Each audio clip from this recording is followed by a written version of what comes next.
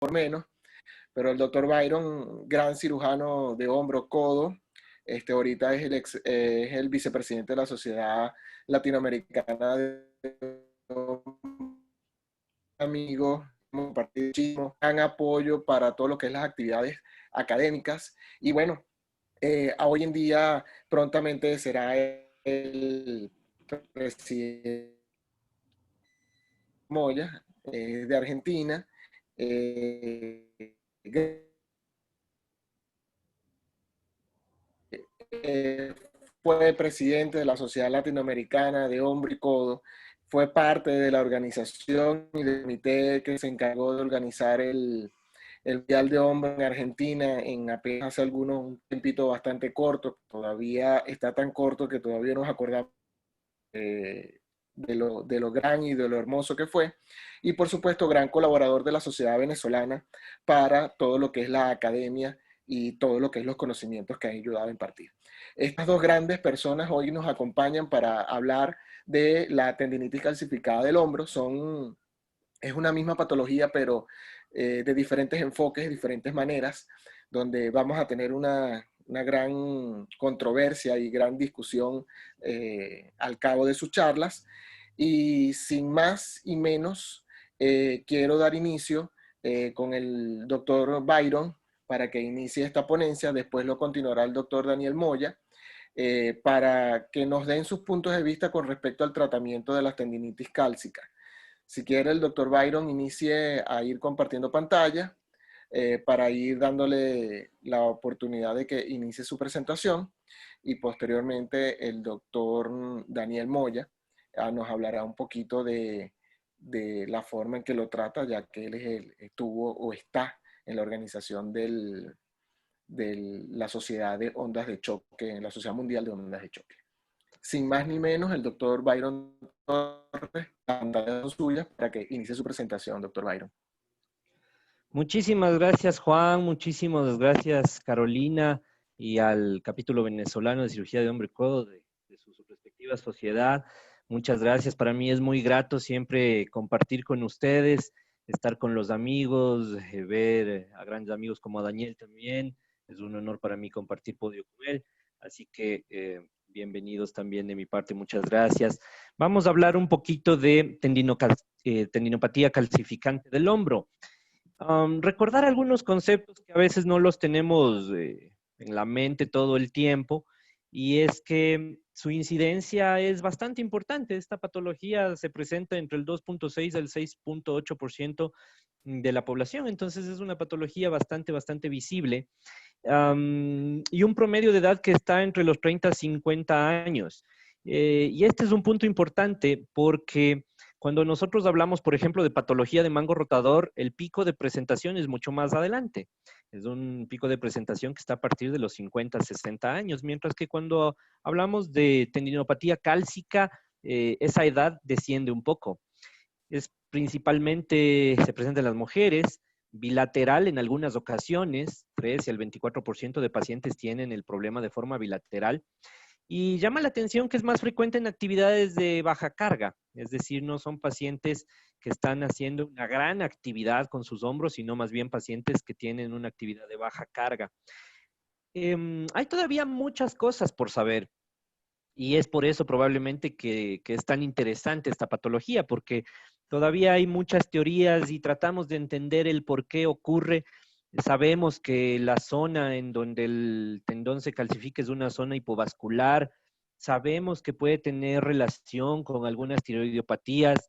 Sabemos que algunas enfermedades metabólicas como la diabetes pueden predisponer a la presencia de estas. Y también por ahí hay algunos estudios que comentan que puede haber un factor genético ligado al HLA1. Entonces, miren ustedes que las líneas de investigación son varias, tratando de definir qué es lo que ocurre y por qué se da. Cuando nosotros hablamos de tendinopatía cálcica del hombro, siendo el hombro la articulación en la que más se presenta, porque también las vemos a veces en la cadera, pero el hombro de lejos es la articulación en la que más se ve esta enfermedad. La mayoría de las calcificaciones se dan en el supraespinoso, y hay que entender que estas calcificaciones no son en la entesis. Son calcificaciones que se presentan 1,5 a 2 centímetros más allá de la inserción. Intratendinosas, básicamente. La mayoría en el supraespinoso, pero también hay calcificaciones en el infraespinoso, como el 15%, y también se pueden presentar en el subescapular. Entonces, saber que estos tendones también podrían estar afectados ocasionalmente. El tema de cómo es la historia natural es bastante interesante porque nosotros tenemos algunas fases que la tenemos que tener en mente, porque probablemente de eso también va a depender nuestra actitud terapéutica con el paciente. Tenemos una fase de precalcificación en la cual hoy sabemos que se produce una metaplasia de los tenocitos y pasan a formarse condrocitos. No sabemos qué es lo que dispara esto, ese es el problema. Pero sabemos que hay una metaplasia y que en esta zona hay hipoxia y que estos condrocitos luego empiezan a generar depósitos cálcicos. En esta etapa es difícil el diagnóstico porque generalmente hay un dolor sordo o poco dolor o nada de dolor. Luego viene una fase de calcificación con vesículas en las cuales ya encontramos cristales de hidroxiapatita y hay una proliferación vascular. Y luego hay una resorción de estos depósitos de calcio en el cual el dolor y la reabsorción de estos depósitos pues es bastante variable. Volvamos a revisar algunas características clínicas de estas fases, porque creo que eso es probablemente una de las cosas más importantes para el tratamiento. En esa primera fase precalcificada suele ser asintomática. Si hay alguna molestia es difusa en todo el hombro, no es un sitio específico. Los rangos de movilidad del paciente normalmente no están afectados.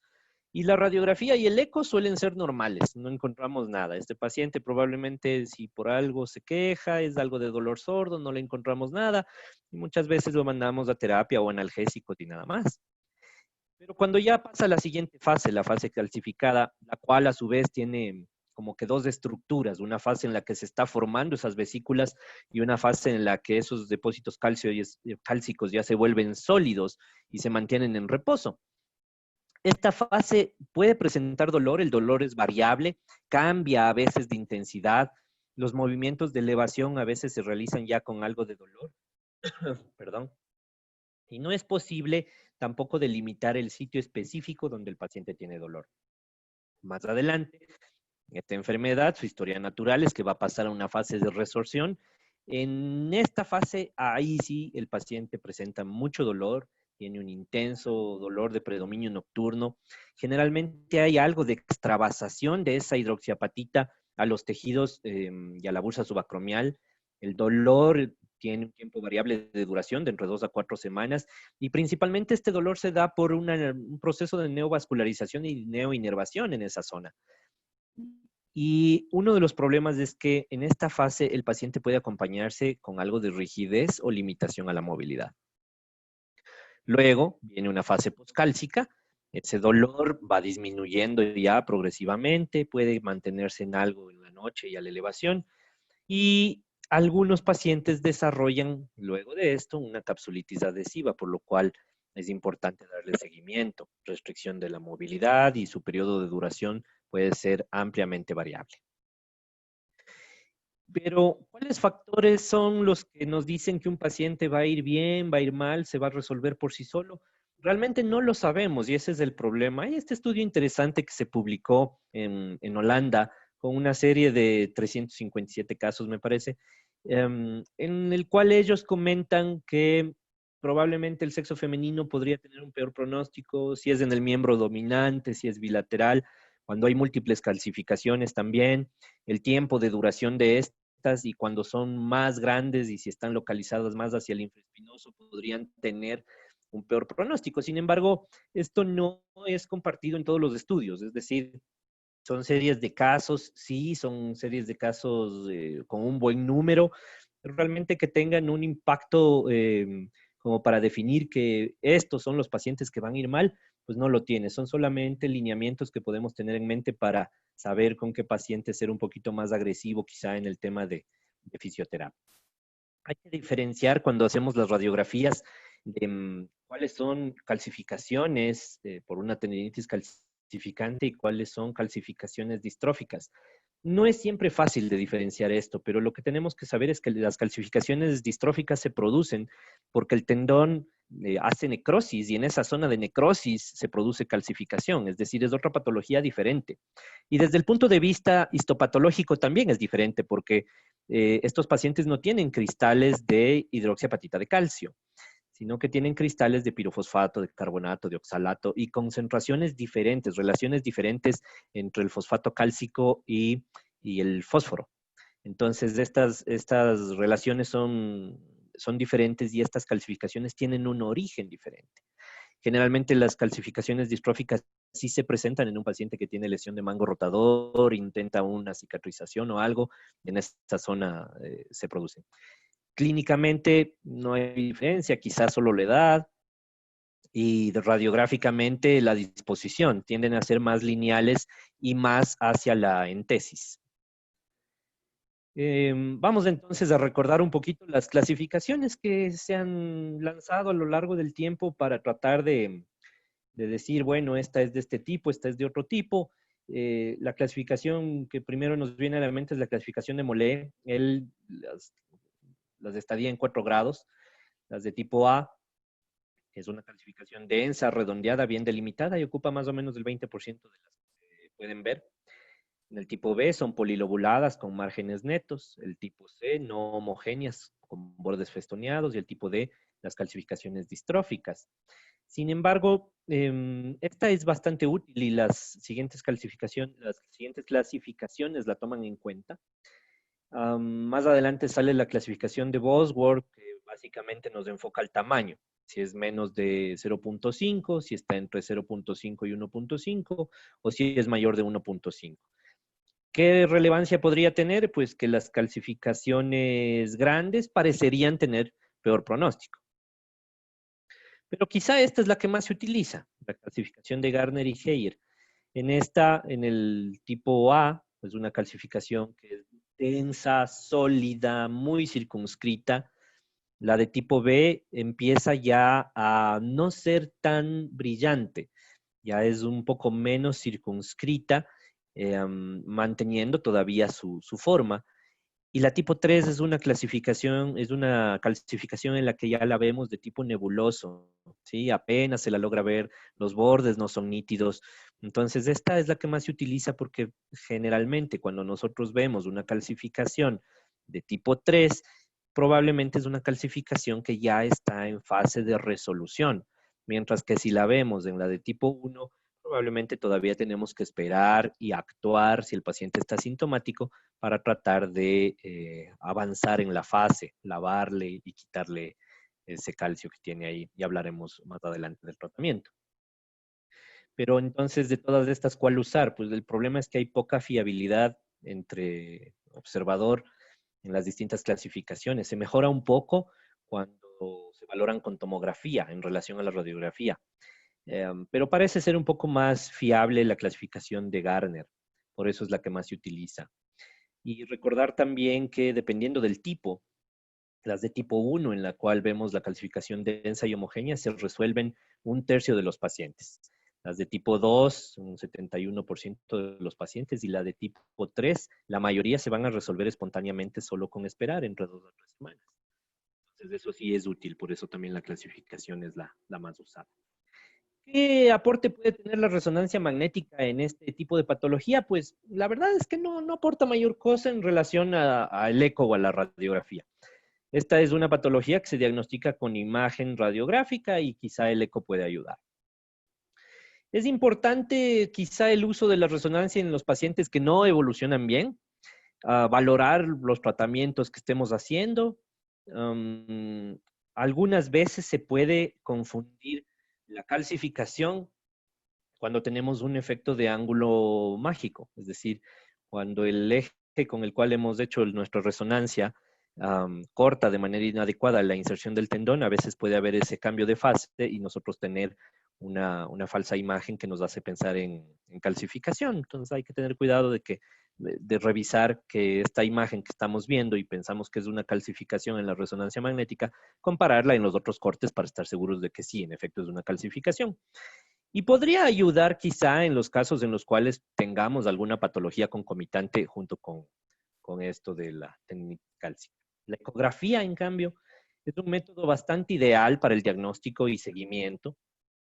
Permite que hagamos procedimientos mínimamente invasivos, como el barbotaje que estamos viendo ahí en la parte superior. Se necesita un ecógrafo de buenas resoluciones, o sí, porque hoy por hoy, pues siempre la industria está viendo qué nos gusta y como ahora los traumatólogos estamos usando mucho ecografía, pues nos tratan de vender el último ecógrafo que mire el transductor chiquitito, se conecta al celular, etcétera, etcétera, pero resulta que es un ecógrafo de 7 megahercios con el cual no vamos a poder ver ni trabajar. Entonces tiene que ser un ecógrafo de buena resolución. Definitivamente para la ecografía mejor hecha es la que está hecha por la persona que examina al paciente, yo de eso estoy convencido. Entonces, creo que si nosotros queremos utilizar la ecografía como herramienta, debemos ser nosotros mismos los traumatólogos los que nos capacitemos y hagamos la ecografía. Entonces, hay que hacer un entrenamiento adecuado y además es fácil de hacer sin mayores contraindicaciones y un costo bastante asequible. ¿Cuál es el diagnóstico diferencial de estas tendinitis cálcica? Pues lo que habíamos hablado, las calcificaciones distróficas. Miren ustedes aquí unas calcificaciones en el músculo, un paciente que tuvo una lesión muscular y luego pues en esa zona hace calcificaciones. La artritis séptica, pacientes que podrían tener imágenes como esta que están viendo ustedes. Claro que la patología y la presentación va a ser diferente, sin embargo, pues se las considera dentro del diagnóstico diferencial. Pacientes que tienen simplemente una bursitis subacromial y les duele. Nosotros pensamos que tiene bursitis y después de unas semanas aparece ya con una calcificación instaurada en su tendón. Lesiones de mango rotador, principalmente las lesiones parciales, podrían comportarse como una tendinitis calcificante. Fracturas de la cabeza humeral, si hay un paciente que tiene algún antecedente de trauma, es pensar si tienen una imagen como esta, no es una calcificación, es una fractura, entonces a veces puede uno confundirse con la imagen. Igual, fracturas de acromion, si es que hay el antecedente de, de un trauma en el hombro, así sea antiguo, tener en consideración que podría deberse a una fractura. Y ahora sí vamos a lo que nos interesa a todos. Bueno, ¿qué hacemos cuando el paciente tiene esta patología? Pues inicialmente manejo sintomático, ¿no es cierto? Alivio del dolor, antiinflamatorios durante las fases dolorosas van a ayudar a que el paciente controle sus síntomas, identificar en qué fase de la enfermedad están, porque si está en la fase precálcica o postcálcica, necesita fisioterapia, ¿sí? Principalmente en la postcálcica para que no se nos vaya a congelar. Pero si está en la fase dolorosa y no logramos controlar el dolor con antiinflamatorios, pues a veces se puede usar inyecciones de anestésico en el espacio subacromial, si es que está con un dolor muy intenso. A veces el paciente llega sin haber dormido toda la noche muerto de dolor, entonces el hacerle esto va a ayudar para que se alivie de inmediato y esté agradecido con nosotros. Y esperar, pero pues, ¿cuánto esperamos a que se resuelva por sí sola? Y me voy a meter un poquito en este campo, aunque bueno, creo que más autoridad tiene Daniel, pero pues quisiera comentarles qué es lo que hacemos nosotros al interior del grupo también. Hoy por hoy creo que las ondas de choque probablemente es uno de los tratamientos de primera línea, definitivamente, para el manejo de la tendinopatía cálcica. Miren ustedes que aquí en este y en algunos artículos que voy a ir citando, en todos ellos concluyen que la tendinitis cálcica definitivamente debe ser manejada con ondas de choque cuando es resistente al tratamiento conservador con fisioterapia y analgésicos. Acá, pues, de igual manera, se incluyen algunos estudios en los cuales se comenta lo propio, saber en qué posición la debemos hacer. La parte técnica pues, se la voy a dejar un poco más a Daniel, pero teóricamente habría que hacer esto con hiperextensión y rotación interna del brazo. Parece que eso facilita un poco.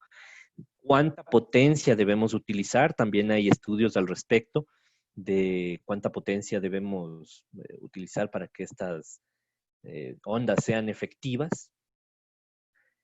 Para eso necesitamos un equipo de alta energía, definitivamente. Y recordar que las tema de las ondas de choque, definitivamente es algo que tenemos que tener en nuestro armamentario, tanto para mm, desarmar esa calcificación, cuanto para manejo del dolor. Es decir, no solamente es un tema de tratamiento, sino también analgésico. Y eso le hace muy, muy, muy atractivo, definitivamente. ¿Cómo lo hacemos? El momento que nosotros vamos a hacer esto, buscamos la comodidad del paciente, semisentado, con su almohada, localizamos los puntos de mayor dolor palpando y aplicamos sobre la porción tendinosa la pistola, el transductor, no sobre el hueso, porque si damos una onda sobre el hueso, pues va a volverse muy doloroso. Entonces hay que realmente palpar y saber que estamos aplicando sobre tendón. ¿Sí? Hacemos una buena lubricación del área para que haya una adecuada transmisión de la onda de ultrasonido. Además, empezamos con una fase analgésica con el equipo, con una baja intensidad y una frecuencia alta, normalmente 12 Hz de frecuencia a un bar de intensidad, y damos movimientos concéntricos para crear un poquito de analgesia con las ondas dentro de esa zona. Posteriormente, vamos ya a la fase terapéutica de la aplicación de las ondas, en las cuales vamos a dar entre 2000 y 3000 impulsos. Vamos aumentando la potencia a 0.2 bar por cada 200 a 400 ondas y le vamos subiendo la potencia. Llegamos a lo que tolere el paciente de forma progresiva. Lo ideal, tratar de llegar hasta 5 bar de presión. Y posteriormente, una vez que ya hemos terminado con esto, volvemos a hacer una fase analgésica en la cual hacemos unas 1000 ondas más con alta frecuencia y le volvemos a bajar la intensidad. Hacemos movimientos concéntricos y con eso terminamos el procedimiento. ¿Cuánto dura esto? Pues dura alrededor de unos 10 minutos, probablemente no dura más de eso. ¿En quién no hacer ondas? Pues si el paciente tiene una infección zonal, marcapasos, embarazo, porque no hay un estudio que diga que lo podamos hacer, a pesar de que teóricamente pues no tendría nada que ver, pero no tenemos la bibliografía como para que haya la indicación formal. Si un paciente tiene un tumor en esa zona y dentro de las indicaciones locales, si hay una osteonecrosis humeral, osificación heterotópica, osteomielitis o un paciente con fisis abierta, pues no podríamos utilizar este tipo de tratamiento. Ahora bien, ¿qué hacemos después?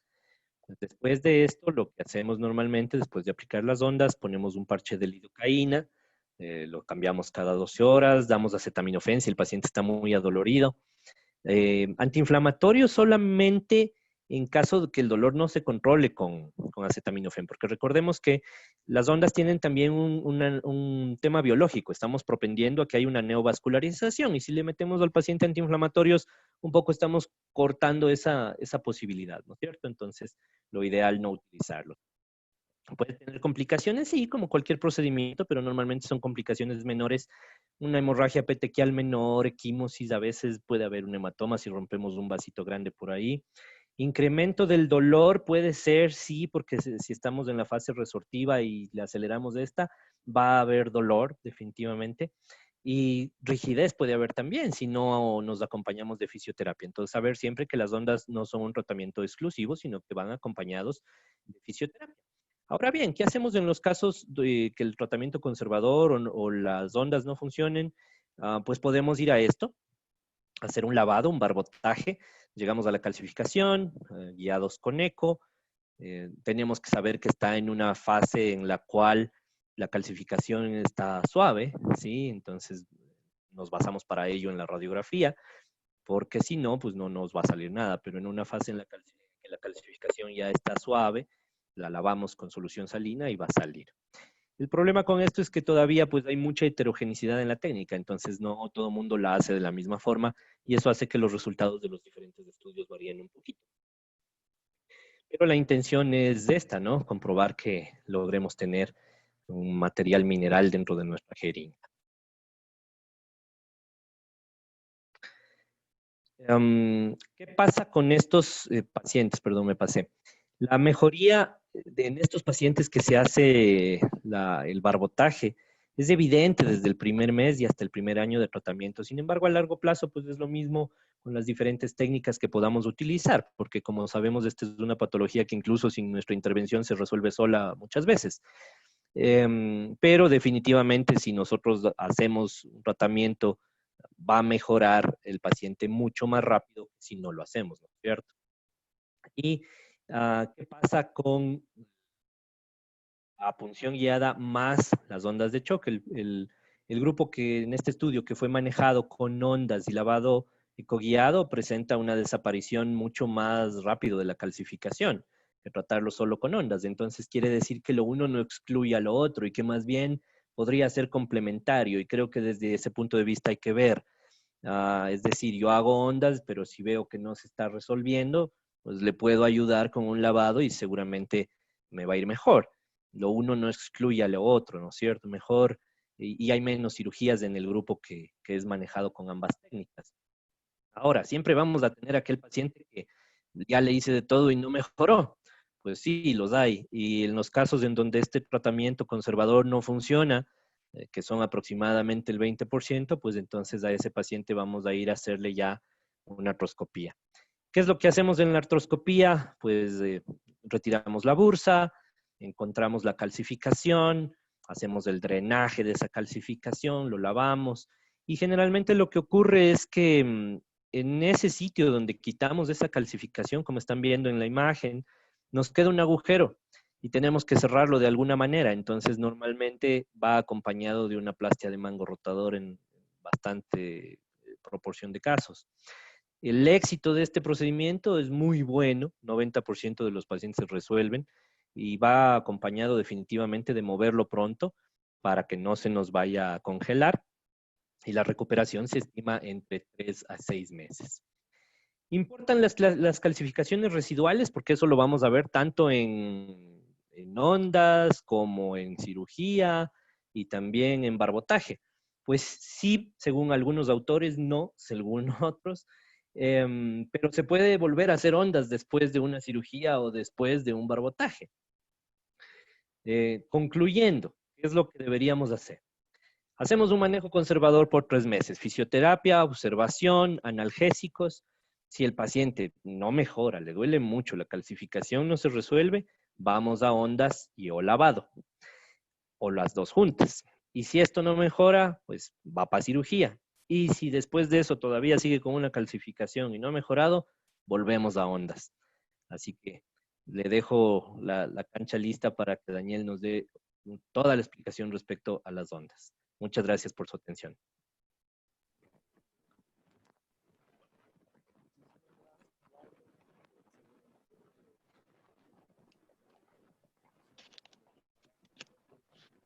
No se te escucha, Juan. Por lo menos yo no te escucho.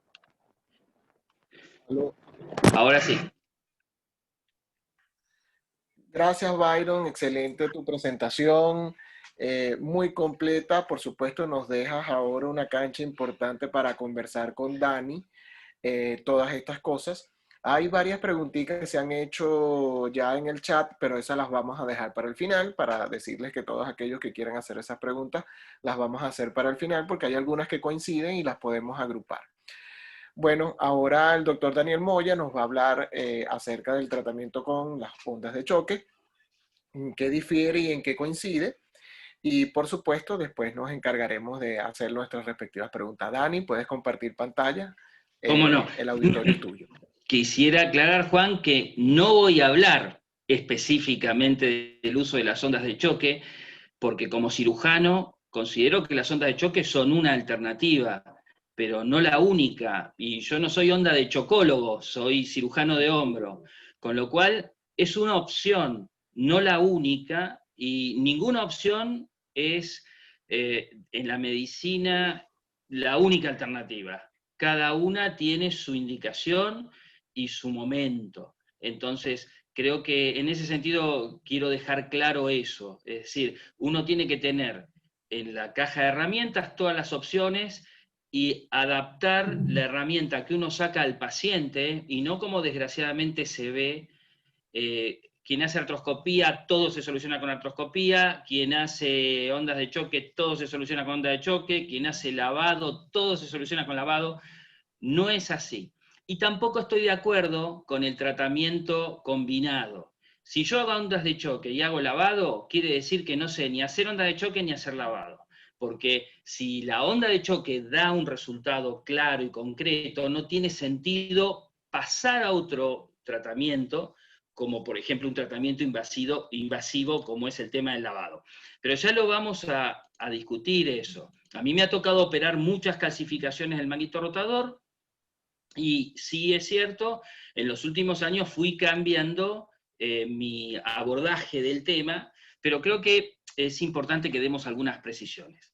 Y a mí me gusta ir de lo general a lo particular, y creo que no se habla con frecuencia. Nosotros, más allá de dedicarnos a hombros, somos traumatólogos, y no se habla con frecuencia de lo que son los depósitos cálcicos en el aparato musculoesquelético. Un radiólogo americano muy conocido decía que son imágenes que se ven con mucha frecuencia y que muchas veces el radiólogo tiene que apelar a su imaginación para decir algo inteligente en el informe o algo provocativo en el informe, porque con mucha frecuencia nosotros vemos en el aparato musculoesquelético depósitos cálcicos. Y a veces nos llegan también, con esa idea de que uno es onda de chocólogo, nos llegan derivaciones para hacer ondas de choque, y uno ve que hay un error diagnóstico. Por ejemplo, nos llegan casos como estos, pretendiendo que por arte de magia uno le haga onda de choque y desaparezcan estas osificaciones heterotópicas. Estos no son calcificaciones, es hueso organizado, trabeculado, que está fuera del lugar donde debiera estar, como bien su nombre lo dice, pero esto es quirúrgico, no es una calcificación, no es un depósito de sales cálcicas en tejidos blandos.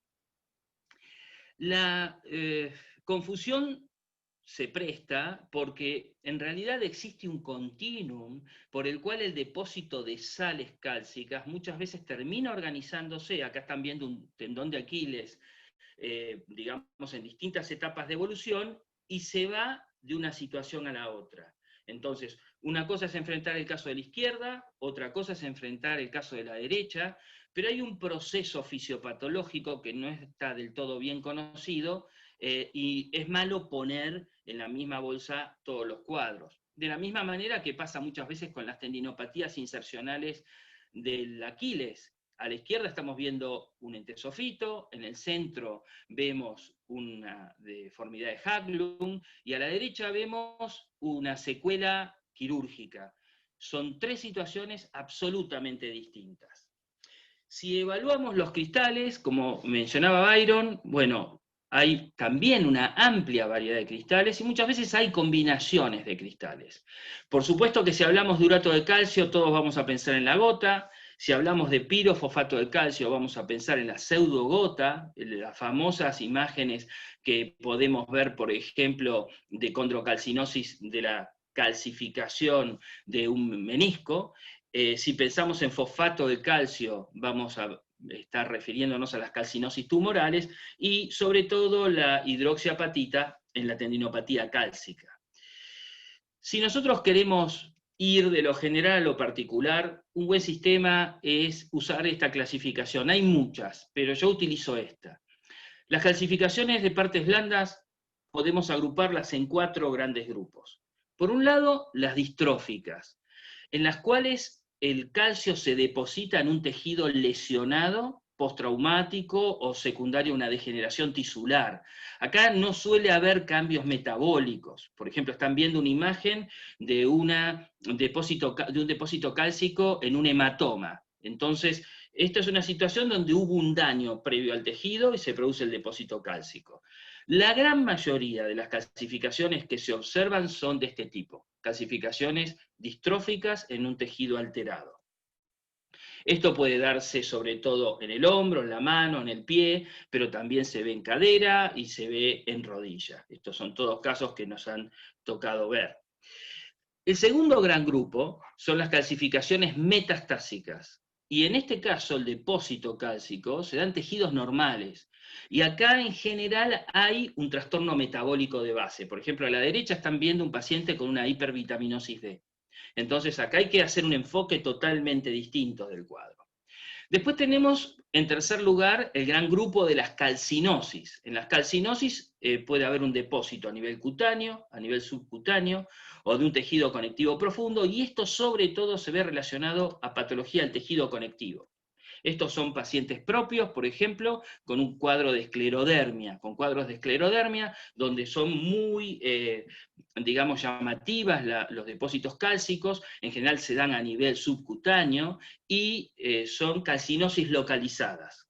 Pero también hay cuadros muy floridos como las calcinosis universales. Estos son cuadros primarios y no se ven mucho, pero son muy llamativos. También tenemos dentro de este gran grupo de las calcinosis tumorales, que se ven.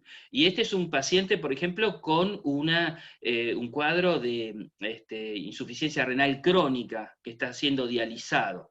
Un colega del Hospital Británico me mostraba, el doctor Diego Gómez, un caso muy interesante hace unos días de una gran calcinosis en el hombro.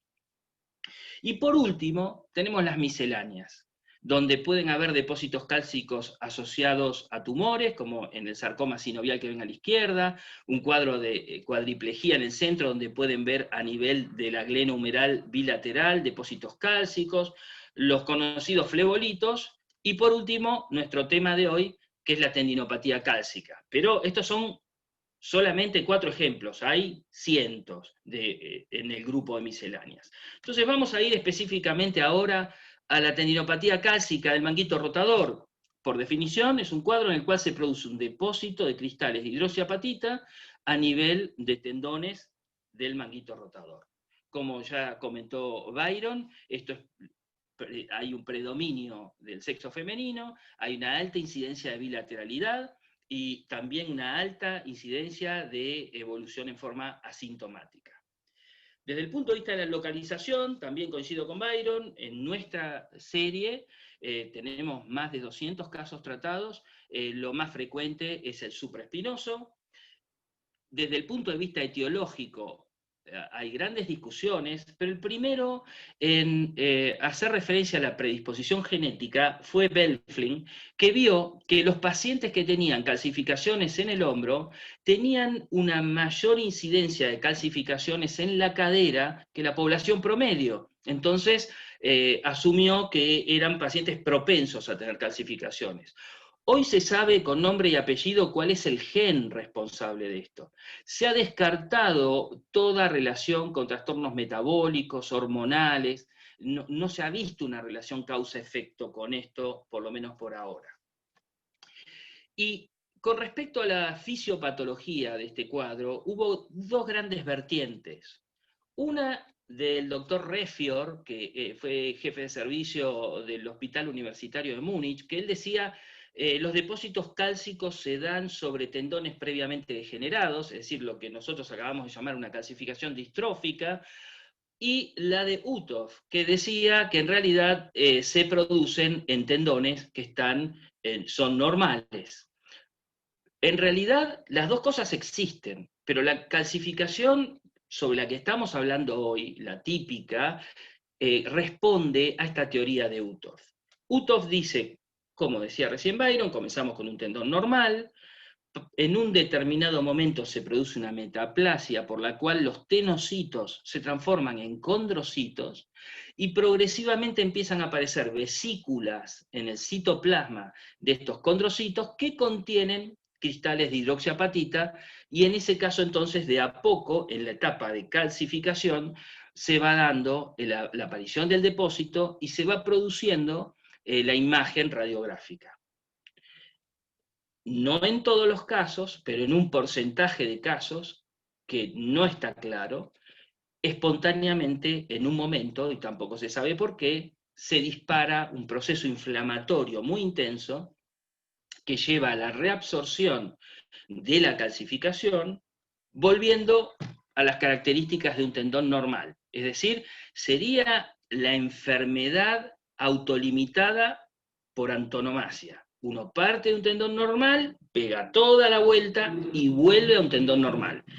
La cuestión es que hay muchos pacientes que nos quedan estancados en la etapa de calcificación y además con síntomas, y eso nos obliga a intervenir en esta en este círculo que sería ideal, virtualmente positivo, cuando se cumple. Ya habló Byron de la presentación clínica.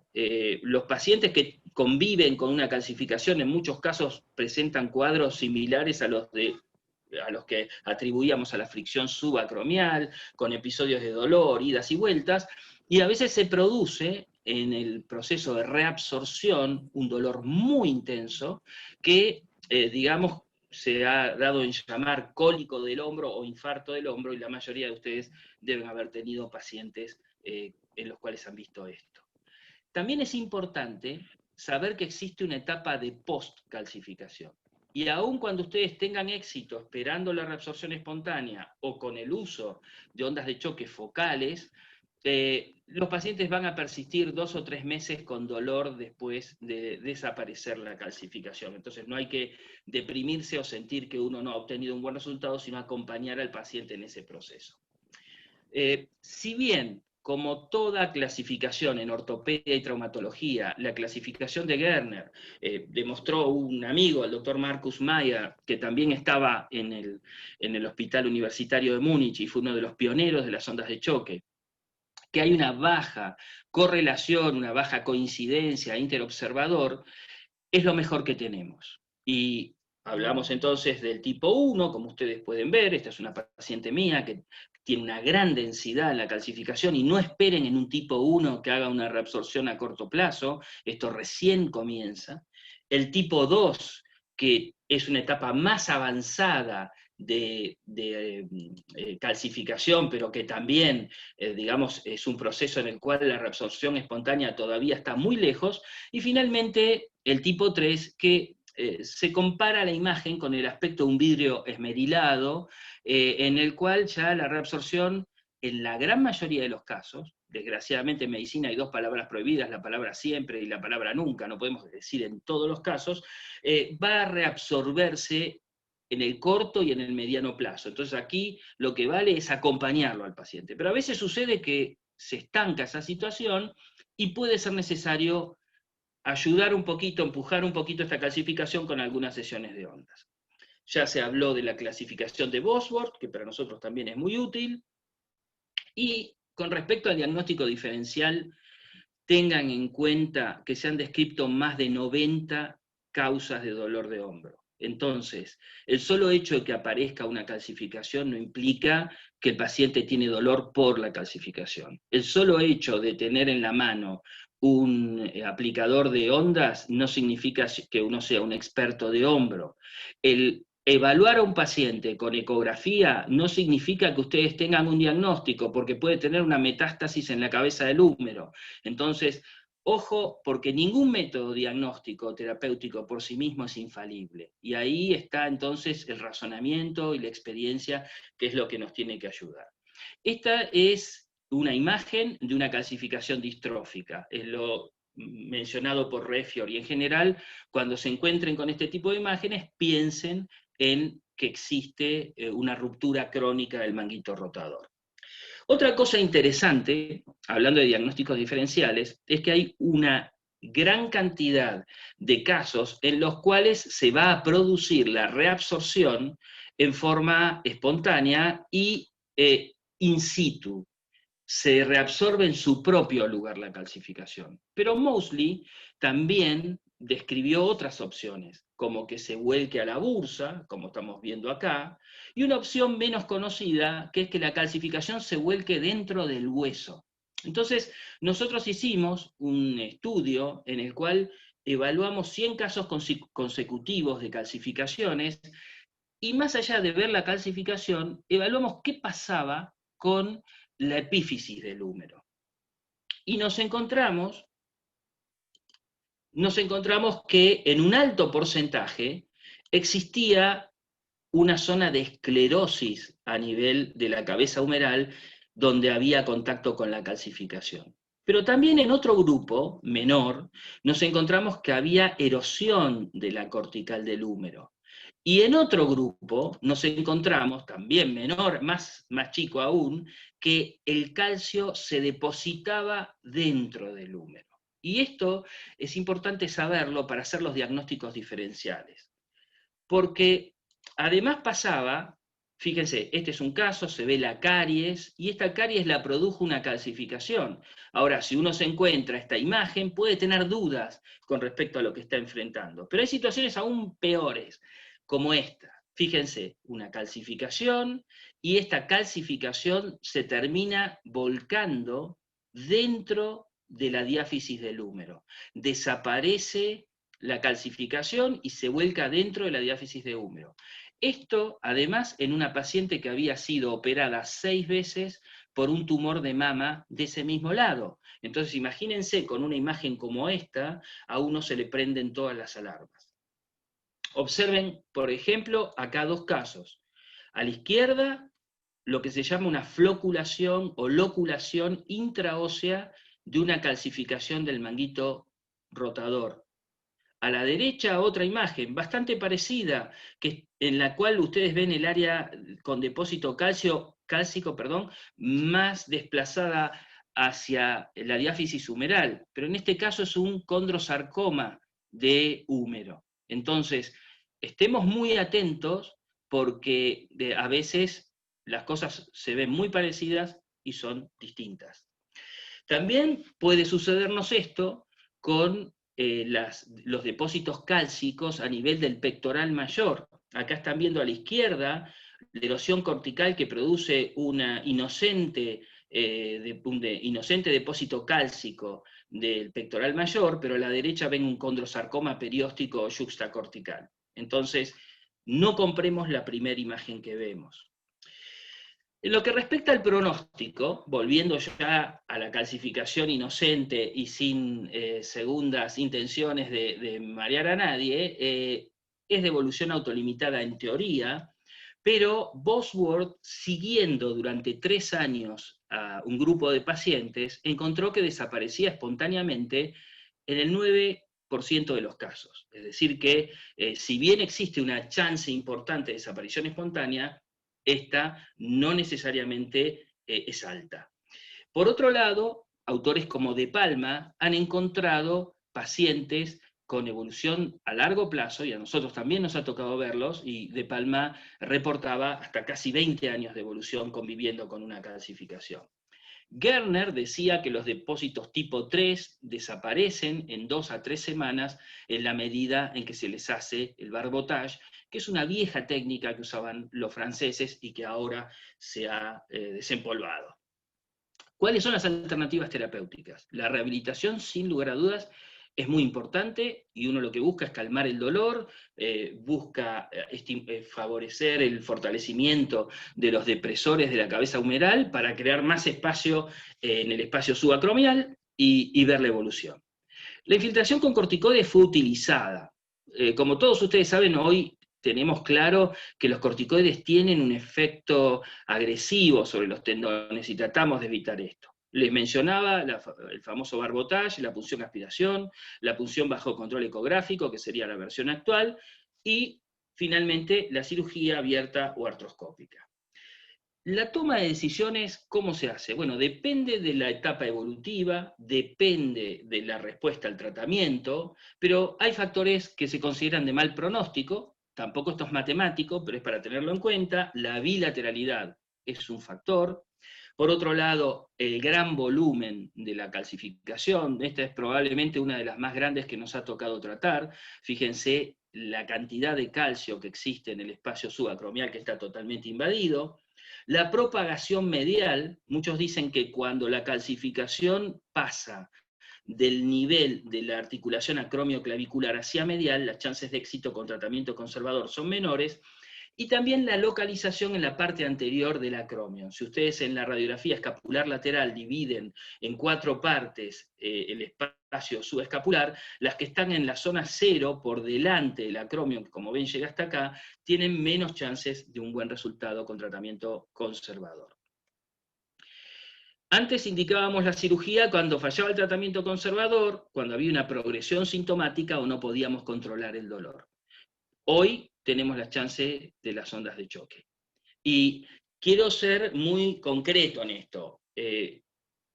Ondas de choque en realidad son consideradas todas, pero hay 2 tecnologías muy distintas. Una es la onda de choque focal, cuya imagen ven acá en línea continua, que es una onda de alto nivel de energía, y de profundidad, y otra es la onda de presión radial, que ya no se llama más ondas de choque según la Sociedad Mundial de Ondas de Choque, sino que se llama, la terminología correcta es onda de presión radial, que tiene otras características y que tiene otras indicaciones, y que es muy útil. Pero si ustedes usan las ondas radiales para tratar calcificaciones, la tasa de éxito que van a tener es mucho menor que si usan focales. Entonces, empecemos por esa aclaración. Se ha demostrado, hay muchos trabajos que demuestran que se necesita alto nivel de energía para tener éxito con las calcificaciones. Entonces, si uno usa una herramienta que está hecha para una cosa para hacer otra, va a tener seguramente algún tipo de complicación. Y en ese sentido, entonces tenemos que ser muy precavidos. Los generadores focales son electrohidráulicos, como ven acá a la izquierda, electromagnéticos, como ven a la derecha, piezoeléctricos, cualquiera de los tres puede ser utilizado para tratar calcificaciones en el manguito rotador, y estos son los radiales. Los generadores radiales de ondas de presión radial son muy efectivos para determinadas patologías, pero no son tan efectivos para las calcificaciones del manguito rotador. Entonces, si ustedes me dicen, yo trato al paciente con ondas radiales en una calcificación porque no tengo un equipo focal, bueno, está en ustedes. Si viven en el medio de la nada, es una opción. Si no, lo más correcto es derivar el paciente a quien haga ondas focales. Porque yo puedo operar también con un cuchillo de cocina, pero sé que es mucho más efectivo operar con un bisturí. Por otro lado, a veces se dan este tipo de situaciones. Fíjense, una paciente tratada con un equipo de ondas radiales, con un enorme hematoma, y la calcificación no desapareció. Yo recibí a esta paciente después de 30 días del hematoma. Acá ya está en plena reabsorción. Entonces hay que tener cuidado con eso. Nosotros hicimos una publicación en el Journal of Bone, siguiendo las indicaciones concretas del journal para elaborar una tabla de recomendación, de grado de recomendación de las distintas indicaciones de las ondas de choque en patología musculoesquelética. Y fíjense que con el uso de ondas focales para calcificaciones del manguito rotador, hay un grado de recomendación A en base a la bibliografía publicada. ¿Eso qué quiere decir? ¿Qué es un grado de recomendación A? Bueno, está basado en trabajos con nivel de evidencia 1 y trabajos de metaanálisis con grupo control, y el cirujano debiera reevaluar y dejar de usar el método que viene usando porque es una información lo suficientemente contundente para incorporar ese procedimiento terapéutico. Pero en cambio observen que para las ondas radiales el grado de recomendación es I, que significa que hay digamos, evidencia científica inconsistente para indicar el tratamiento. Entonces, ojo, porque hay mucha confusión y se habla de ondas focales, en muchos casos por error, en otros casos por sesgos de distintos tipos, pero son dos cosas distintas y los resultados son distintos. Estos son algunos trabajos que se han publicado con respecto al uso de las ondas. Acá ven a la izquierda, por ejemplo, el que fue tal vez uno de los primeros trabajos hechos con equipos focales de alto nivel de evidencia, un trabajo multicéntrico hecho en distintos lugares de Alemania, el trabajo de Lawrence, bueno, hay mucha bibliografía. Este es nuestro propio aporte a la literatura, un trabajo que presentamos en el año 2003, en general sobre ondas de choque, donde hablábamos sobre las ondas de choque, las calcificaciones en la revista de la Asociación Argentina de Ortopedia y Traumatología. Este es un trabajo que presentamos en 2013, en la misma revista, ya sobre calcificaciones del manguito rotador, y a la derecha ven un trabajo que publicamos en el año 2015 en el International Journal of Surgery, sobre las indicaciones de ondas de choque en hombro basados en la evidencia. Por otro lado, les quiero mostrar un ejemplo de lo que les decía. Aquí ven a la izquierda un trabajo publicado en una revista de gran importancia, de la cual por muchos años fui revisor, que fue publicado por un grupo coreano que hablan de ondas de choque, pero en realidad usaron un equipo radial y ellos compararon resultados de ondas radiales con punción bajo control ecográfico y encontraron resultados similares, pero mejores en algunos aspectos en la punción. Sin embargo, este trabajo tiene una gran cantidad de errores que nos llevó a enviar una carta al editor del Journal of Shoulder, que nos fue publicada, puntualizando esos errores. Había errores metodológicos, había errores de todo tipo, y realmente todo eso genera confusión, aún en revistas de primer nivel. Algunos de los casos que nos ha tocado tratar, pueden ver a la izquierda previo y posterior al uso de ondas de choque focales, otro caso antes y después, otro caso antes y después. Podría tenerlos toda la mañana, pero les voy a mostrar algunos casos interesantes. Fíjense, este ejemplo se los di como Gerner 1, desapareció con una aplicación de ondas focales, e hizo una reabsorción aguda, eso no es lo habitual, pero en esta paciente sucedió. Otro caso antes y después, en este caso un Gerner 2. Otro caso que fíjense está pasando el nivel de la clavícula antes y después. Esta es la paciente que les mostré con mal resultado con las ondas radiales. Esperamos que se reabsorbiera la calcificación, el hematoma, perdón, y desapareció después con las focales. Otro caso antes y después. Aquí ven otro caso antes y después. Otro caso. Aquí ven un caso ubicado a nivel del subescapular. Otro caso muy interesante que tratamos con un equipo piezoeléctrico. Fíjense la ubicación en el espacio de coracoideo, subcoracoideo. Esto evidentemente genera una fricción y un dolor muy grande en los pacientes. Aquí ven la tomografía computada y observen después del tratamiento con la desaparición de la calcificación sin necesidad de una cirugía. Este, les decía, es uno de los casos con mayor cantidad de calcio. Antes y después este paciente hizo una reabsorción aguda con un dolor muy intenso y tuvo durante un tiempo un hombro congelado, 2-3 semanas, lo pusimos en tratamiento y se recuperó por completo, pero a veces puede el paciente, por el estímulo de las ondas, remedar la reabsorción aguda y hacer el cólico del hombro o el infarto del hombro. También Byron comentaba que se pueden usar las ondas cuando falla la cirugía. Este es un caso de un odontólogo que por la posición en la que trabajan dependen mucho de tener bien los hombros, y este odontólogo consulta con esto, lo operan artroscópicamente, y yo lo recibo 8 meses después de la cirugía, y observen que no solamente no ha desaparecido todo el calcio que tenía, sino que hay más calcio. Entonces, evidentemente había una diátesis, una predisposición a formar calcio. ¿Quién se hubiera animado a hacer una nueva artroscopía o a abrirlo a este paciente? Porque nadie nos asegura que siga formando más calcio. Bueno, le hicimos ondas de choque focales y por suerte desapareció por completo el depósito y la sintomatología. Hay una chance de reabsorción completa que está en alrededor del 50%.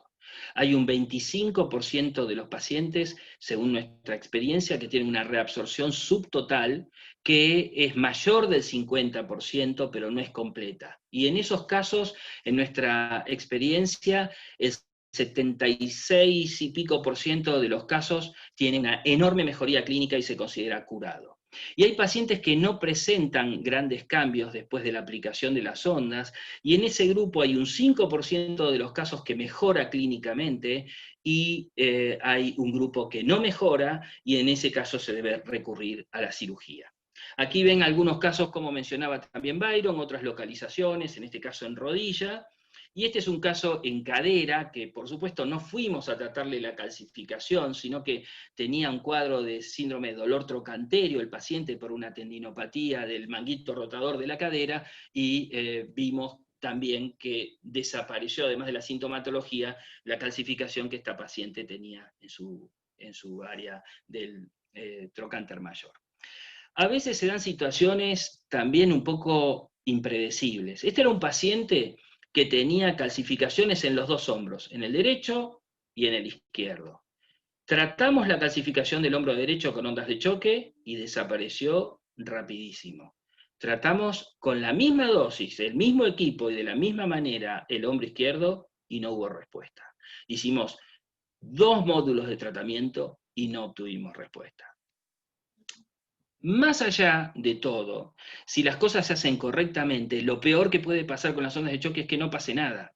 Entonces no hay grandes complicaciones si todo está hecho en forma correcta. Y Lorbach, en un trabajo publicado, decía que el hecho de haber hecho ondas de choque fallidas previas a una cirugía no cambian el resultado de esa eventual cirugía. Entonces vale la pena incorporar las ondas dentro del proceso terapéutico, comenzar por tratamiento conservador. Si la cosa no va a pasar a las ondas de choque, si la cosa no va a hacer la punción bajo control ecográfico si quieren, y si eso no va a pasar a la cirugía. Aquí ven un caso, por ejemplo, que en realidad no es un caso fallido, pero era una médica radióloga que tenía esta calcificación que ven acá a nivel del subescapular. Fíjense, acá se ve muy claramente, era radióloga, así que tuvimos las mejores imágenes de este caso. Fíjense acá en la reconstrucción 3D, parece que tiene una prolongación, acá está la coracoides y acá está el depósito cálcico, y esta paciente empezamos a hacerle la primera aplicación y no la toleró. No tuvimos que interrumpirla por dolor, era una paciente que veíamos junto con el doctor Gonzalo Gómez, entonces se decidió pasar al tratamiento artroscópico, y acá pueden ver el subescapular y cómo se produce el drenaje de la calcificación que tiene una consistencia de pasta dentífrica. Como ustedes saben, puede tener una consistencia de tiza o de pasta dentífrica, en este caso tenía la consistencia de pasta dentífrica.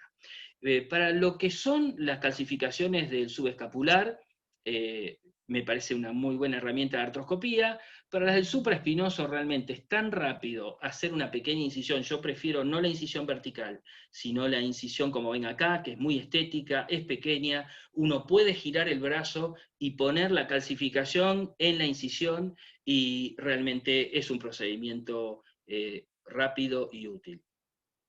Hay estudios que comparan el uso de las ondas de choque versus la cirugía, tanto abierta como artroscópica, y los resultados son comparables. Tampoco es que la cirugía tiene 100% de buenos resultados. Y por otro lado, sí, este es un trabajo que presentamos en el Congreso Mundial de Hombro de Corea, está demostrado que las ondas de choque permiten un ahorro entre 6 a 7 veces con respecto a la cirugía artroscópica. Entonces, en la medida de lo posible, yo trato de evitar esto. Uno de los muchachos que hizo el curso de especialista en hombro con nosotros me mandaba esta imagen muy contento sobre cómo había resuelto una calcificación, y la verdad es que si fuera mi hombro, yo prefiero agotar primero las chances de las ondas de choque antes de ponerme 3 arpones en el hombro. Gran parte de la información es propia, pero también les he mostrado pacientes de nuestro equipo de ondas de choque en el Hospital Británico de Buenos Aires. Muchas gracias. Muchísimas gracias, Dani, por la conferencia. Excelente, muy completa. De verdad que, como lo dijiste en su comienzo, es una alternativa entre tantas para optar por el tratamiento para la tendinitis cálcica. Dani, te empiezo a enviar, empiezo a realizarte unas preguntas que están aquí dentro, ¿no? Bueno, Había unas preguntas con respecto a los equipos de ondas de choque. Si eran que el equipo tiene la capacidad de poder hacer tanto radiales como focales, o sea, si es un mismo equipo, pues, o simplemente hay un equipo para uno o un equipo para otro. no, en Y general hay son... otra, Sí, y perdón. había otra que complementaba a estas, ¿no? O quisiera hacerla con esta, es cuánto es lo mínimo, cuánto es lo máximo que en cuanto a sesiones tú esperarías para un paciente aplicarle estas ondas por una tendinopatía cálcica. A ver, hay equipos que tienen las dos posibilidades, pero son equipos dos en uno. Es decir, no es que el mismo equipo puede generar ondas focales u ondas radiales, porque el método de generación es absolutamente distinto y las características físicas de las ondas son absolutamente distintas, pero puede venir en un mismo...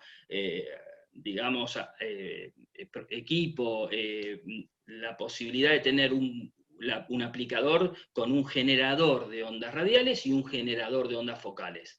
Pero no es que un mismo equipo sirva para las dos cosas o pueda aportar los dos tipos de ondas. Y con respecto digamos, a la aplicación, cada equipo tiene características distintas. No es lo mismo un equipo electromagnético que un equipo electrohidráulico, hablando de focales, o que un equipo piezoeléctrico. Y además, dentro de los equipos, porque por ejemplo, la profundidad, el foco, varía mucho. Entonces uno tiene que conocer muy bien el equipo con el que está trabajando y adaptar el tratamiento a las características y a las prestaciones que da ese equipo. Perfecto. Doctor Byron, ¿cuándo tiene alguna metodología o algún signo clínico que nos pueda decir, este paciente prefiero ir directo a cirugía, o este paciente prefiero tratarlo conservador, o este paciente va a unas ondas de choque? ¿O tiene una escala, una escalera de tratamiento y donde todos inician por conservador y dependiendo de la evolución los varía? Y Juan, normalmente es así. Normalmente todos los pacientes inicio solamente con analgesia, fisioterapia, los llamo en unos 15 días a ver cómo les fue con el manejo de analgesia, pero si después de eso están con mucho dolor todavía, no han mejorado o veo que se empiezan a poner rígidos, pues de inmediato planifico sesiones de ondas de choque. Y van para cirugía solamente aquellos pacientes que ya se han sometido a entre 3 y 5 sesiones de ondas de choque y persisten con dolor y no mejoran y siguen con su calcificación visible. Entonces, esos son los que van a cirugía y realmente haciendo eso, pues son muy pocos los que llegan a necesitar cirugía. En ocasiones hay algunos pacientes en los cuales hago un intermedio, es decir, se les ha hecho las ondas, no mejoran del todo. Vemos en la radiografía que todavía hay calcificaciones residuales, entonces a esos pacientes sí vamos y les hacemos un lavado ecoguiado y esperamos un poco más. Y si finalmente esos son los que no mejoran, van para cirugía. Entonces, es como una escalera y vamos avanzando en el proceso. Normalmente la tendinitis cálcica es una patología que la tratamos conjuntamente con un colega que es el doctor Paul Terán, porque él es el que se encarga en nuestro centro de todo lo que es manejo biológico. Entonces él se encarga de hacer el tema de ondas de choque cuando vamos a hacer el barbotaje, si es que llegamos a hacerlo, pues él maneja el transductor, la ecografía y yo hago el procedimiento. Y si llegamos a cirugía, pues yo hago la cirugía, él me ayuda. Entonces es un proceso en el cual estamos varios especialistas involucrados para el tratamiento y va de manera escalonada. Doctor Byron, en cuanto a lo que es el lavado suacromial, ese barbotaje, ¿uno solo suficiente? ¿Dos?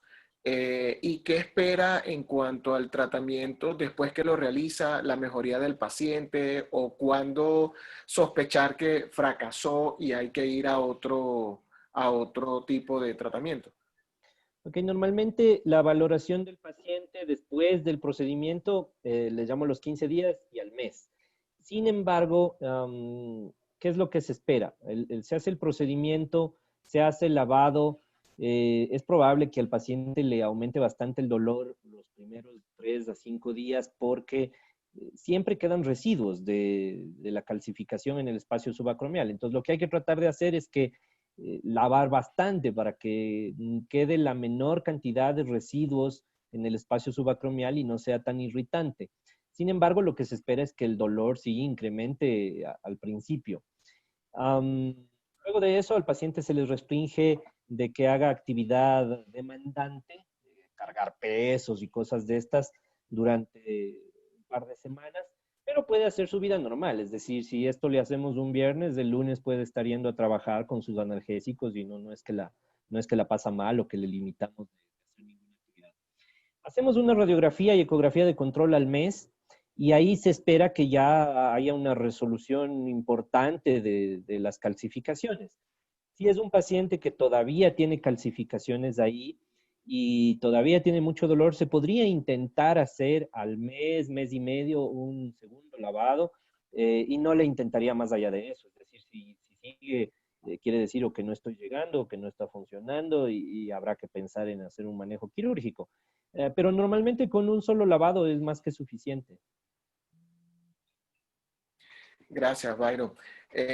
Dani, hay una pregunta por acá que habla acerca de si una sola sesión de ondas de choque, me imagino que esto tiene que entenderse dependiendo del tipo de onda que se vaya a utilizar, es suficiente para un tratamiento y en dado caso, ¿cuándo esperas ver la reabsorción de la calcificación después del tratamiento? En realidad, como les comentaba, vi un solo caso en el cual con una sola aplicación se fue la calcificación. Y además les cuento, era una paciente muy especial, especialista en vidas pasadas, y después de la primera sesión tuvo un cuadro así tan florido y tengo que admitir que la prejuzgué y dije, bueno, esta mujer que tiene así toda esta sensibilidad especial con las vidas pasadas y qué sé yo, por ahí está exagerando, y no estaba exagerando, le suspendimos el tratamiento, le pedí una radiografía, y había reabsorbido con un solo tratamiento, hizo una reabsorción aguda. En términos generales, yo hago 3 sesiones de focales, por lo menos con el equipo que tengo yo, espero después de la tercera sesión, las hago con un intervalo semanal, y espero para hacer la primer placa de control 6 semanas después de terminar la aplicación. Hay algo muy importante también que mencionar, que no es solo el tema de las ondas. A estos pacientes hay que acompañarlos con un programa de rehabilitación, porque yo con las ondas no puedo recuperar el tono muscular ni tratar la rigidez articular o la disquinesia escapular, es decir, se hacen las ondas y progresivamente se va incorporando un programa de rehabilitación. Gracias. Carolina, si estás por allí, que querías hacer una pregunta. Bueno, primero felicitarlos, tremenda conferencia, de verdad gracias por haberse esmerado en nuestro webinar, ha sido bien clara. Son 2 preguntas importantes para mí. ¿Alguno de ustedes ha encontrado algún caso en fase osificante? Es decir, que haya un osteofito a nivel del troquíter, sobre todo por una calcificación amplia y grande como las que mostró Dani en el tendón del supraespinoso. ¿Y qué hacen con ellas? Después que hemos agotado todos los tratamientos y el paciente tiene una historia de repetición de tendinitis calcificada. Y por otro lado, ¿cuánto es el índice de pacientes de edad joven y cuánto es los pacientes con una inestabilidad presente en los pacientes con tendinitis calcificada? Porque personalmente, para mí el 90% de los pacientes que he tenido con tendinitis calcificada del supra y sobre todo también del subescapular tienen una hiperelasticidad o una microinestabilidad. ¿Qué experiencia tienen en esto y cuál es su estadística? En mi caso, Caro, te diría, no te puedo decir exacto, pero, porque no lo tengo presente en este momento, pero el paciente más joven que me ha tocado tratar con calcificación del manguito rotador y tendría a 35 años, es decir, nunca lo he visto en la adolescencia ni en los veinteañeros. Y el paciente con mayor edad que incluso supera la edad que estaba registrada a nivel de la literatura mundial, creo que hablaban de 70 años, a mí me tocó tratar un señor de 74 años con una calcificación del supraespinoso y por suerte desapareció y evolucionó muy bien. Eso con respecto a la edad. El promedio es entre los 40 y los 60 años, la mayor cantidad de gente. Tampoco me ha tocado ver alguien con un gran osteofito en el troquíter, probablemente por eso, porque son gente un poco, el promedio es gente de alrededor de 50 años, 45, 50 años, y, y el tendón no está degenerativo, pero creo que en el caso de un osteofito en el troquíter que generara dudas, se justificaría hacer un procedimiento quirúrgico, ¿no? Perfecto. ¿Y la parte de inestabilidad? No me ha tocado porque en general no he visto eso. De todas maneras, como yo a los pacientes, es decir, no concreto, mirá que la inestabilidad multidireccional de hombro es uno de mis temas preferidos y siempre estoy pendiente de esos hallazgos, ¿no? Pero de todas maneras, como a los pacientes siempre los termino poniendo en un programa de fortalecimiento muscular progresivo, no agresivo, creo que cualquier microinestabilidad que haya, uno la termina un poco compensando con los ejercicios, pero no me ha tocado ver la típica paciente hiperlaxa, miento, ahora me acuerdo, la nuera de un gran ortopedista argentino, hiperlaxa con una pequeña calcificación del supraespinoso, pero apuesto a las dos cosas, es decir, le doy el programa de ejercicio, yo la inestabilidad multidireccional siempre la trato de entrada con el programa de Rockwood y si hay dudas, también trato la calcificación, pero no grandes calcificaciones. No ¿Y se tú, va a ir. Byron? Yo la verdad no he pensado en que haya una correlación entre inestabilidad y tendinitis calcificante. Sin embargo, ahora que lo mencionas, la paciente más joven que yo he operado es una paciente oftalmóloga recién graduada de su posgrado, que la operé de una tendinitis calcificante porque se puso un manejo conservador, no mejoraba y me dijo, bueno, ya hazme algo porque no puedo seguir sin trabajar. Y entonces un poco fue el empujoncito para resolverlo quirúrgicamente. Y ella era una paciente muy, muy joven, alrededor de 29 años, no con hiperelasticidad, pero sí con una complacencia un poquito mayor específicamente de su hombro por su contextura, por su contextura física, poca masa muscular.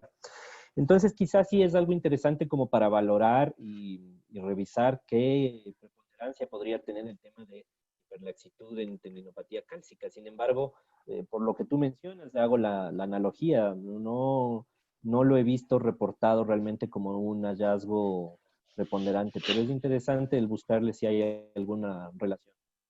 Sí, sobre todo comparándolo con el lado contralateral, ¿no? La inestabilidad, sobre todo en multidireccional y en hiperlaxitud. Ya tomando en cuenta, estás invitado para un webinar de multidireccional, Dani. Con gusto. Ya que te gusta.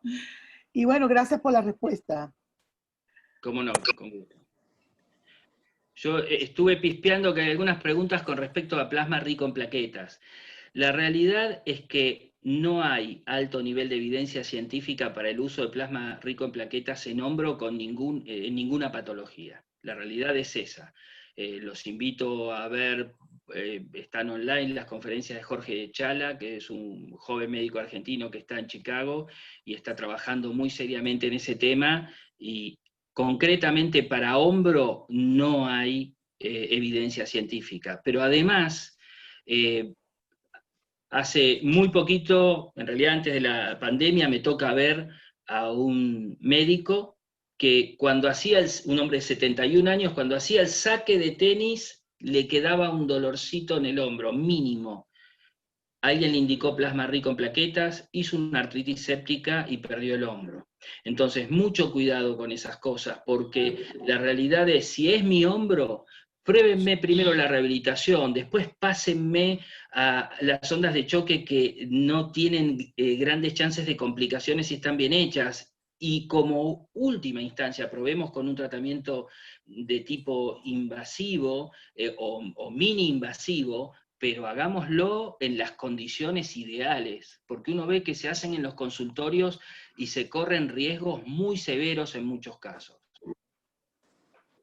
Bueno, quiero darle, ya la doctora Miriam quería hacerle una pregunta a los doctores y ya tiene por ahí, doctora Miriam, habilitado el micrófono.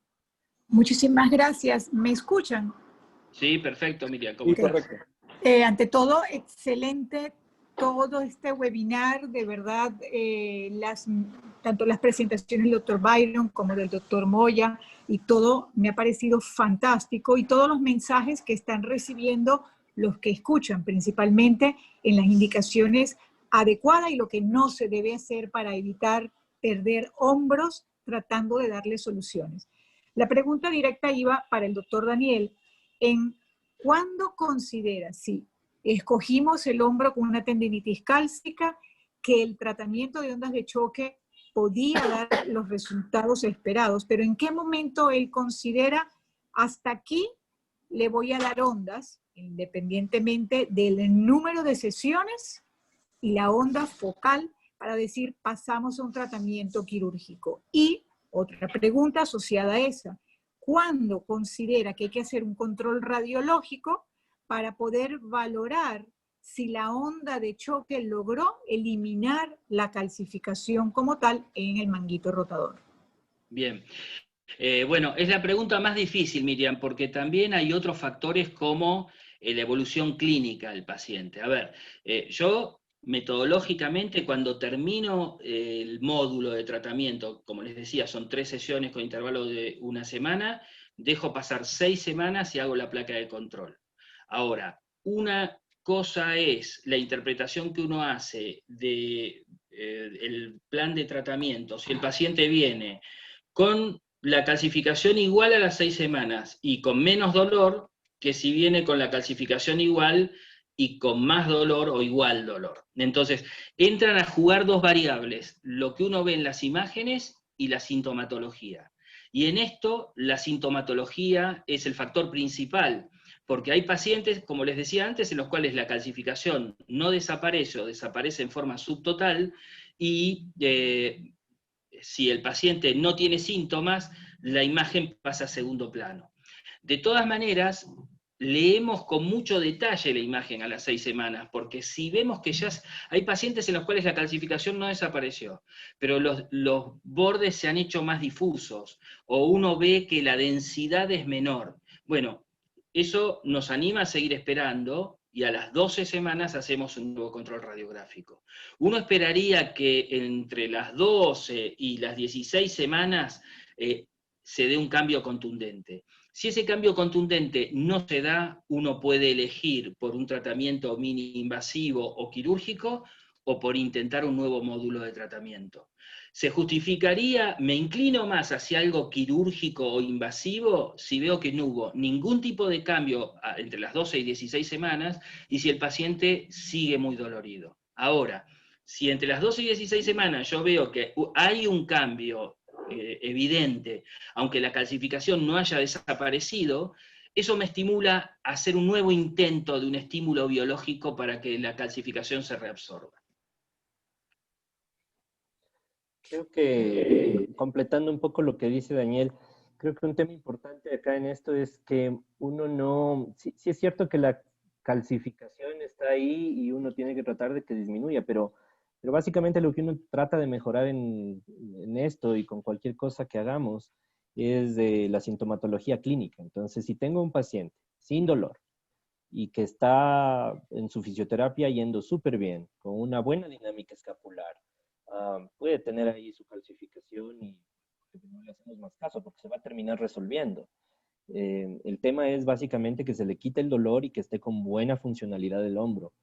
lo que más le preocupa a uno, más que ver la persistencia de la calcificación.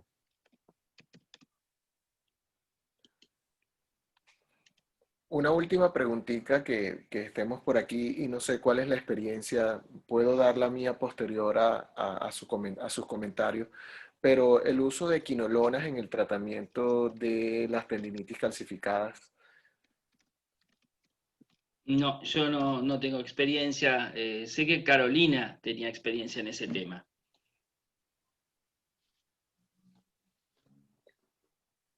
Byron, tampoco, ninguna experiencia. No, yo tampoco no la estoy usando. He visto reportes, por ahí hay un artículo de uso de tetraciclina para mejorar y que no recidiven, básicamente. Pero pues no tengo experiencia, no la estamos usando. Bueno, el uso, nosotros hemos tenido cierta experiencia con el tratamiento de las quinolonas por el uso de ellas como quelante de calcio, por supuesto en la fase de precalcificación y calcificación, que es cuando más se consolida la formación del calcio, y esa quelación que produce ese efecto químico hace que la calcificación no progrese, o mejor dicho, la parte reabsortiva sea más rápido. No ya la fase ya consolidada, porque ya claramente ya eso allí está. Pero sí han sido una experiencia bastante, sobre todo la sintomatología en las primeras 24 horas es un cambio interesantísimo, porque en las primeras 24 horas ya empieza a haber bastante cambio sintomatológico, a pesar que el efecto radiológico uno lo llega a ver a la semana, prácticamente empieza uno a ver que empieza a desaparecer un poco los cambios resortivos de la calcificación, pero sintomatológicamente, inclusive hasta sin analgésicos. O sea, solamente con la quinolona. Y específicamente la quinolona. O sea, no ningún otro, sino la quinolona. Sí, en el Eh, año... no, continúa Carolina para hacer el último, para ir cerrando ya el evento, porque ya Yo estamos en comencé a hora. tener varios deportistas entre los 93, 94, el auge de la resonancia comenzaba en ese momento, yo trabajaba y era con ultrasonido y rayos X, y teníamos pacientes severamente comprometidos por el dolor de hombro, que es muy importante decir que el paciente se desmayaba del dolor. Se me ocurrió ir a rayos X y bajo fluoroscopia tomar una muestra de esa calcificación en la parte degradativa, ¿no? En la parte ya de disolución, que era que estaba como el estallido, y lo mando a cultivar y lo mando a tomar para hacer un frotis. Y la sorpresa es que conseguimos un cultivo positivo a estreptococo, y aparte de eso, un aumento importantísimo de los nucleares. Además, una BSG alta y una PCR positiva. Entonces dije, bueno, ¿por qué no atacar en esta fase con antibiótico por 5 días, 7 días? Y la explicación ya la dio Juan. Unos efectos extraordinarios, y esa es mi experiencia que hemos tenido. No siento que eso es la panacea para tratarlas todas, son específicamente algunos pacientes, sobre todo los que vienen con inestabilidad, que son deportistas, o las amas de casa que están incapacitadas. Pues hemos tenido un éxito así en este tratamiento. Gracias, Juan, gracias por todo. Y quiero, antes de despedirme, felicitar a Byron por su nueva presidencia. Vamos a tener, aquí tenemos un gran past president, luchador por la Sociedad Latinoamericana de Hombro, que es el doctor Daniel Moya. Juan, el delegado por Venezuela, mi persona que fui past president, pero Byron ahora por Ecuador va a ser nuestro próximo presidente, quizás en el 15 de octubre, en el próximo webinar de la sociedad. Te felicitamos desde Venezuela. Sé lo que has trabajado y lo que ha trabajado con Adalberto, que también lo felicito por su tremenda gestión. Y chao a todos, hasta el próximo. Muchas gracias, Carolina. Bueno, yo Quisiera, quiero... Juan, adelante, Byron, adelante. Quisiera, Juan, si me permites compartir pantalla, solo un minutito es para darles este anuncio. Perdóname que te robe 2 minutos. Pues simplemente agradecerles, comentarles a todos los amigos venezolanos que el próximo año estamos haciendo el Congreso de la Sociedad Latinoamericana de Cirugía de Hombro y Codo acá en Quito.